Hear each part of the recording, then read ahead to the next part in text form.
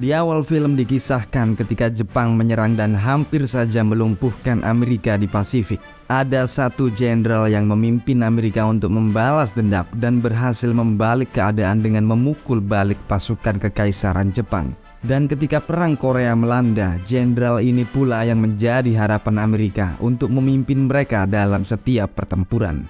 Hingga hari ini banyak rakyat Amerika yang memandang jika jenderal ini ialah jenderal terbaik dan paling hebat yang pernah dimiliki oleh Amerika. Dan film ini akan membawa kita bagaimana jenderal ini memimpin pasukannya di Pasifik dan Asia Tenggara hingga aksinya menghancurkan Jepang, melindungi Australia dan ikut menjadi saksi bagaimana Perang Dunia Kedua berakhir, sampai pada keterlibatannya di konflik Korea tahun 50-an yang hampir saja membuat Perang Dunia Ketiga terjadi melawan Cina dan Soviet. Kita tonton sampai akhir bor.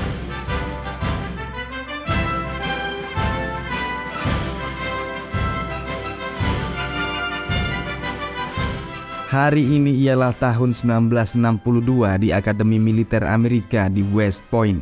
Seorang purnawirawan tua sedang serius memandangi dan memeriksa rangkaian barisan kadet-kadet muda Amerika yang melaju kompi demi kompi di hadapannya. Sampai pada akhirnya parade ini pun selesai dan seorang tua ini berpidato di depan para kadet West Point. Dan inilah Jenderal Douglas MacArthur, protagonis kita kali ini, yang memberi nasihat dan motivasi serta tanggung jawab menjadi serdadu Amerika. Hingga film pun membawa kita flashback jauh ke tahun 1942 di Corregidor, Filipina, tepat 3 bulan setelah serangan Jepang ke Pearl Harbor. Tampak MacArthur mengamati sekelilingnya dari atas jeep. Ia melihat ratusan, ribuan tentara Amerika dan serdadu lokal Filipina tak hanya sedang hancur moralnya, tapi juga remuk fisiknya. Sementara suplai obat dan perlengkapan medis semakin menipis jumlahnya. Dalam benak MacArthur, Jepang benar-benar menghajar mereka kali ini. Dan belum sempat turun, alarm sudah berbunyi lagi.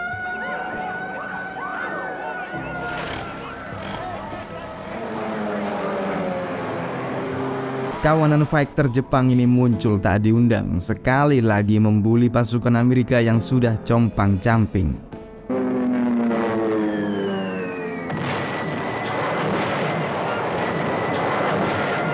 Tapi jenderal tua ini tampak sudah biasa dengan situasi seperti ini dan ia pun turun menyapa seorang mayor Filipina yang sudah kehilangan kaki di pertempuran Bataan. MacArthur menjanjikan jika Washington sedang mengurus tambahan pasukan dari Amerika, Filipina hanya perlu bersabar sedikit lagi.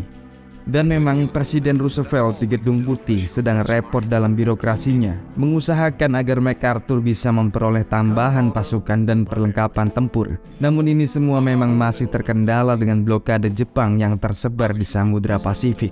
Amerika seakan benar-benar kebingungan kali ini. Kalau Pasifik digenjot dengan jumlah pasukan baru, maka Eropa akan kekurangan bantuan, dan kalau sudah begini, maka Hitler dan Natsinya bisa menang dengan mudah. Tapi kalau front di Filipina ini tak dilayani, Jepang bisa menguasai Pasifik dan Asia Tenggara serta Oseania tanpa perlawanan.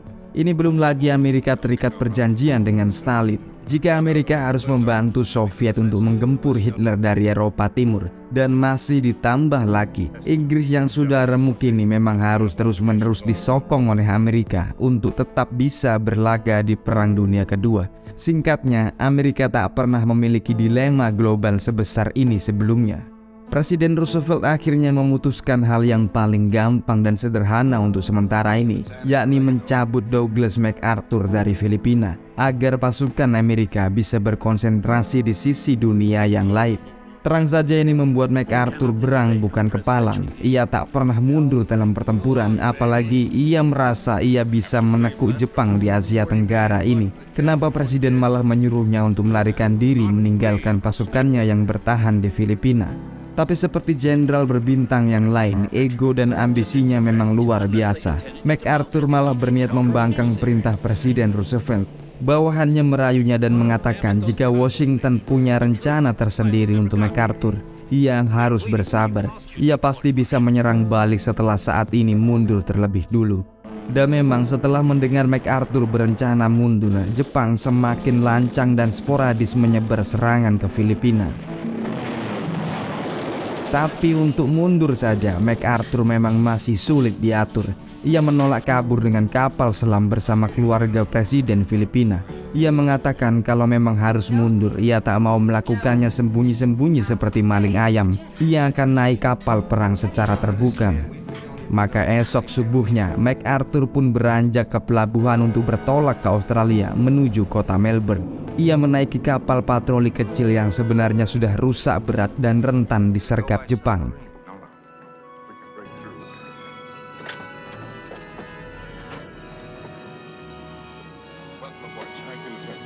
Beberapa jam kemudian konvoi kapal patroli ini melewati ladang ranjau laut yang disebar oleh Jepang.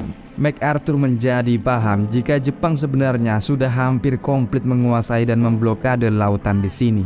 Kapal-kapal ini pun mau tak mau berjalan pelan menghindari rangkaian ranjau-ranjau ini. Perjalanan dipersingkat dan kini MacArthur sudah berada di Australia, di kota Melbourne. Dan di stasiun ini ia disambut bak pahlawan. Tapi ada kabar tak mengenakan kali ini, menyatakan bahwa di Australia ini tak ada sama sekali infanteri Amerika yang disiapkan untuk tambahan pasukan menuju Filipina. Yang ada hanyalah 30.000 serdadu Amerika divisi artileri dan engineers, dan 300.000 tentara Australia yang jelas kurang pengalaman dalam tempur. Lantas kabar gembira terakhir ialah bahwa Presiden Roosevelt memberikannya penghargaan Congressional Medal of Honor sebagai penghormatan. Tapi yang baru dipahami Jenderal Bintang 4 ini dan sangat mengagetkannya ialah bahwa ternyata setelah ditinggal, pasukan Amerika yang saat ini dikomandoi oleh Jenderal Wainwright di Filipina memutuskan untuk menyerah tanpa syarat pada Jepang. Ia menuduh Wainwright sudah sinting menyerahkan sebanyak 70.000 pasukannya kepada Jepang. MacArthur pun akhirnya bergerak sendiri. Ia berinisiatif mengorganisir pasukan gembel Australia yang tak pernah berperang ini menjadi tentara yang efektif demi negara dan benuanya sendiri. Ia pun masih marah kepada Washington yang lebih menganak emaskan Patton di Afrika dan malah memberinya banyak bantuan untuk mengumbar ambisi gilanya bermain tank di padang pasir. Nah, Ogut potong sebentar Bor untuk kalian yang tertarik menonton bagaimana aksi Jenderal Patton yang liar ini. Bisa klik tombol di kanan atas layar. Dan tak main-main, MacArthur mengamati sendiri bagaimana latihan khusus untuk berperang di Pasifik dijalankan. Ia memberikan metode khusus untuk berperang antar pulau dan hutan yang berbeda dengan berperang di daratan Eropa. Karena jika sampai Australia ini dicaplok oleh Jepang, entah jadi apa Amerika. Tapi MacArthur tahu melindungi Australia bukanlah dari benuanya sendiri, melainkan memperkuat sisi utara agar Jepang tak berani menyeberang, yakni di Papua New Guinea. Maka pasukan Australia yang baru saja dilatih ini langsung dikirim ke New Guinea, berperang dalam rimba dan semak melawan kependudukan tentara Jepang. Dan dalam beberapa minggu, MacArthur berhasil memenangkan dan menguasai pesisir Papua New Guinea, meski dengan caci maki bawahannya yang merasa diperlakukan secara kejam. Namun pada akhirnya MacArthur turun medan dan melihat sendiri korban dari pasukannya yang juga tampak sudah menggunung. Dan Jepang jelas masih punya sekitar 60.000 pasukan jauh di dalam rimba Papua New Guinea. Untuk ini, MacArthur mengusulkan strategi baru, yakni menyerbu rantai suplai Jepang dan membiarkan pasukan Jepang di dalam hutan kelaparan sampai mati. Ini pun didukung penuh dengan media angkatan darat yang terus mempropagandakan prestasi MacArthur, membuat publik Amerika menganggap MacArthur sebagai pahlawan mereka. Sedangkan rakyat Filipina pun menaruh harapan besar agar MacArthur bisa secepatnya memerdekakan Filipina dari Jepang. Tapi sebelum ini pada bulan Juli 1944, Presiden Roosevelt memanggilnya menuju ke Pearl Harbor di Hawaii. Dan demi hadir di pangkalan angkatan laut ini, MacArthur memamerkan harga diri yang tinggi dengan aura bintangnya untuk berhadapan langsung dengan Admiral Chester Nimitz, pemimpin angkatan laut Amerika. Dari sini Admiral Nimitz mengusulkan sebaiknya Amerika melewati Filipina dan langsung menuju ke Taiwan untuk berperang di sana melawan Jepang. Tapi ini langsung disanggah oleh MacArthur yang mengungkapkan jika rencana Nimitz ini disetujui, maka rakyat Filipina akan selamanya mendendam pada militer Amerika. Betapa tidak, Amerika sudah berjanji akan kembali ke Filipina. Ini masalah kehormatan dan janji militer, bukan hanya sekedar menang perang melawan Jepang. Pada akhirnya Nimitz memang kecewa, namun yang jelas ia punya peran pentingnya sendiri pada pertempuran di Midway Pasifik, yang sekali lagi juga sudah Ogut bahas dan bisa kalian lihat dengan menekan tombol di atas kanan layar. Dan akhirnya usulan MacArthur untuk kembali ke Filipina ini pun disetujui. Pada tanggal 20 Oktober 1944, pasukan MacArthur merapat ke Teluk Leyte, membuka hari dengan salvo dari armada kapalnya. Ini pun disusul dengan infanteri yang langsung mendarat memulai pertempuran.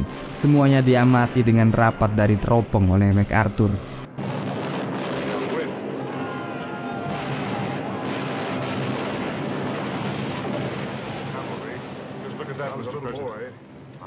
Sampai akhirnya pada gelombang kedua pendaratan, MacArthur pun memutuskan turun langsung ke medan tempur.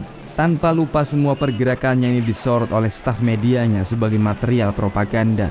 Ini masih ditambah lagi dengan pidato berapi-api dari MacArthur sendiri yang tersiar ke seluruh gerilyawan Filipina bahwa Amerika sudah datang. Musuh mereka sebentar lagi akan diganyang. Jepang pasti akan hancur.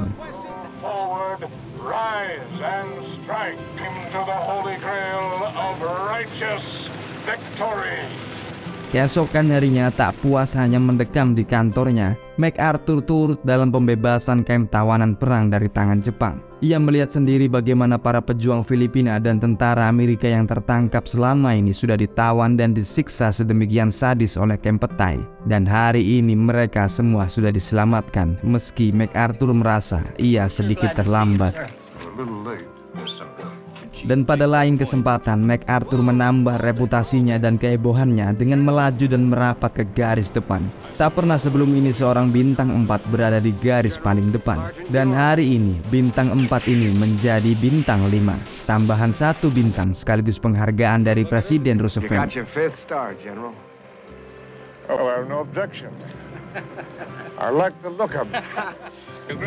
Sejenak menengok politik di Washington yang kali ini kejatuhan kabar duka.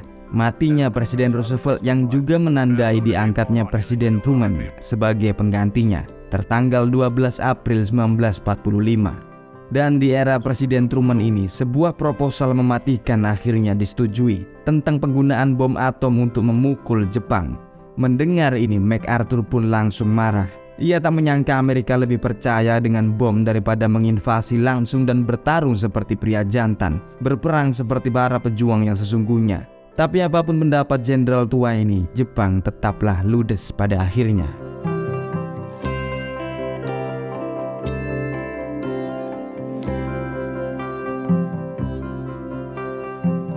Di pesisir Tokyo 1945 bulan September, MacArthur akhirnya sampai di sini dan bertemu dengan representatif dari Kekaisaran dan Angkatan Laut Jepang.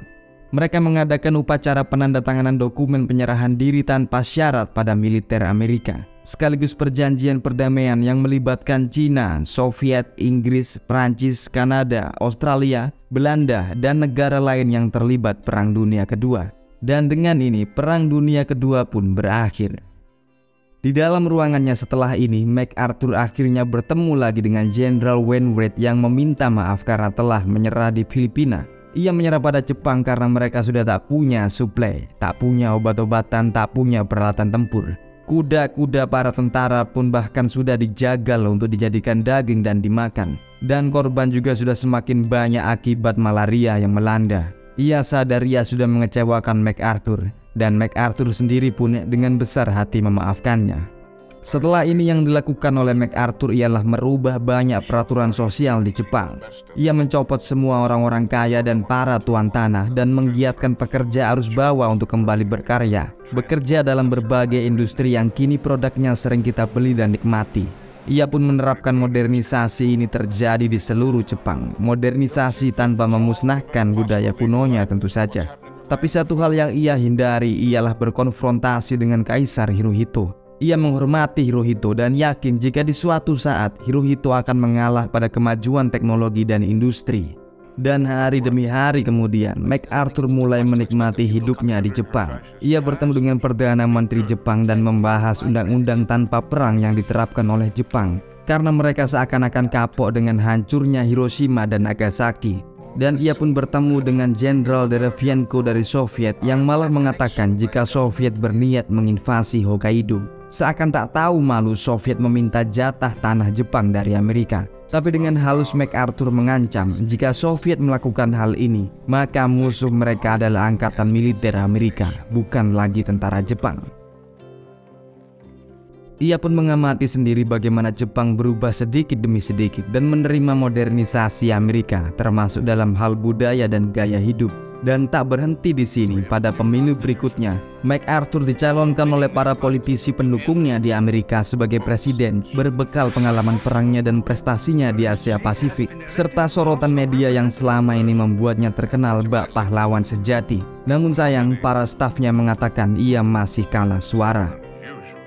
Ia pun setelah ini masih tinggal di Jepang dan terus mengamati perubahan gaya hidup yang terjadi pesat pada rakyat Jepang. Sampai suatu hari, telepon mengatakan jika dirinya akan dikirim ke Korea Selatan untuk membantu menghadang pasukan Korea Utara. Sekali lagi pula MacArthur tak menolak. Ia menganggap panggilan menuju kejayaan militer sekali lagi diberikan kepadanya. Maka singkat cerita, pada tahun 1950, kita diajak bersama pasukan Amerika dan MacArthur ke Korea Selatan. Tapi seiring ini, hubungannya dengan politisi dan Presiden Truman di Washington semakin memburuk. MacArthur terkenal sebagai sosok yang bengal dan selalu punya agenda tersendiri. Ia tak pernah 100% sama dengan maksud yang diperintahkan oleh Presiden Truman. Tapi kiprahnya di Perang Korea ini pun terus berlanjut. Kali ini ia memerintahkan Jenderal Walt yang memang kesusahan membendung pasukan Korea Utara untuk berkoordinasi dengan Jenderal Shepard guna menyerang area pesisir Incheon. Amerika berniat menyerang musuh dari arah belakang dan mengurung pasukan Korea Utara yang sudah jauh berada di Korea Selatan, terkunci di kota Seoul. Washington sendiri meski dengan berat hati menyetujui ide gila MacArthur ini, yang kini malah sudah berada di Incheon mengamati dari teropongnya.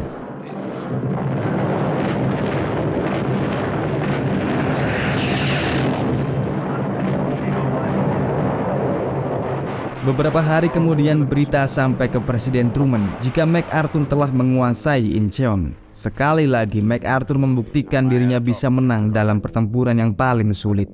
Meski dengan kemenangan ini, datang ketegangan dari Cina yang merasa Amerika sewaktu-waktu bisa melanggar batas negara mereka dengan invasinya ke Korea Utara.